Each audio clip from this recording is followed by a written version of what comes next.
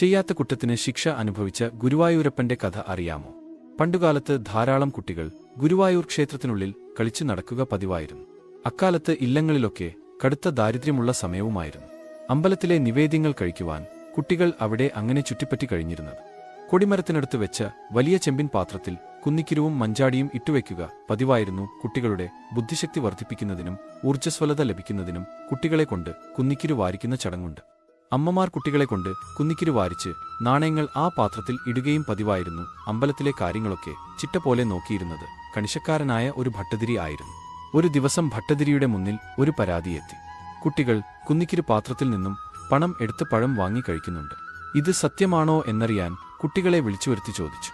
നിഷ്കളങ്കരായ കുട്ടികൾ സത്യാവസ്ഥ തുറന്നു പറഞ്ഞു. അമ്പലത്തിൽ നിന്നും ഭക്ഷണം ഒന്നും കിട്ടാത്ത ദിവസങ്ങളിൽ കുന്നിക്കിരു ചെമ്പിൽ നിന്നും നാണയങ്ങൾ എടുത്ത് പഴം വാങ്ങി കഴിക്കാറുണ്ട്. പക്ഷേ അത് ഭഗവാൻ സമർപ്പിച്ചതിനു ശേഷമാണ് ഞങ്ങൾ കഴിക്കുക പതിവ്. കുട്ടികളുടെ വാക്കുകൾ കേട്ട് കണിശക്കാരനായ ഭട്ടതിരി ശിക്ഷ വിധിച്ചു. എല്ലാവരും മതിലകത്ത് 5 ഓട്ടപ്രദർശനം ചെയ്യണം. അതുകഴിഞ്ഞ് കൊടിമരത്തിനടുത്തെത്തി സാഷ്ടാംഗ നമസ്കാരം ചെയ്ത് ഇനി ഞങ്ങൾ ഒരിക്കലും ഇങ്ങനെ ചെയ്യില്ല എന്ന് ക്ഷമാപണം നടത്തുകയും വേണം. ശിക്ഷ കിട്ടിയതോടെ കുട്ടികൾ എല്ലാവരും ഓടാൻ തുടങ്ങി. പെട്ടെന്ന് ക്ഷേത്രത്തിനുള്ളിൽ നിന്നും ഒരു കുട്ടി കൂടി ഇറങ്ങിവന്ന് ഈ കുട്ടികളുടെ കൂടെ ഓടാൻ തുടങ്ങി. എത്ര ഓടിയിട്ടും ആ കുട്ടികൾക്ക് യാതൊരു ക്ഷീണവും ഉണ്ടായില്ല. കൂടെയുള്ള പുതിയ കൂട്ടുകാരൻ അവർക്ക് പ്രചോദനം നൽകുന്നുണ്ടായിരുന്നു. ഭട്ടതിരിയും മറ്റു ക്ഷേത്രാധികാരികളും ഈ കാഴ്ച നോക്കി നിന്നു.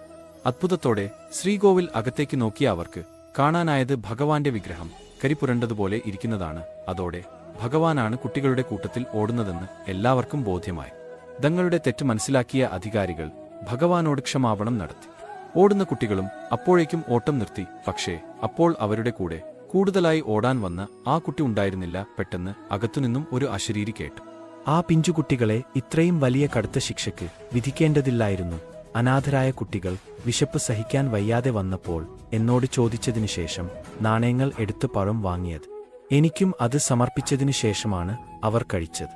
അപ്പോൾ പഴം തിന്ന ഞാനും ആ ശിക്ഷ അനുഭവിക്കണ്ടേ? അതുകൊണ്ട് ഇനി മുതൽ എന്റെ സന്നിധാനത്തിൽ വരുന്ന ഒറ്റക്കുട്ടിയും പട്ടിണി കിടക്കാൻ ഇടവരുത്.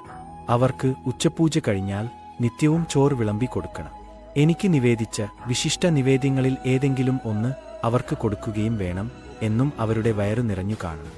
ഈ വാക്കുകൾ കേട്ട് എല്ലാവരും ഭഗവാനോട് ക്ഷമാപണം നടത്തി. ഭഗവാന്റെ നിർദ്ദേശപ്രകാരം അന്നുമുതൽ ക്ഷേത്രപരിസരത്ത് വിശന്നിരിക്കുന്ന കുട്ടികളെ എല്ലാം വിളിച്ചുവരുത്തി ഉച്ചയ്ക്ക് നിവേദ്യസഹിതം പ്രസാദ ഊട്ട് നൽകാൻ തുടങ്ങി.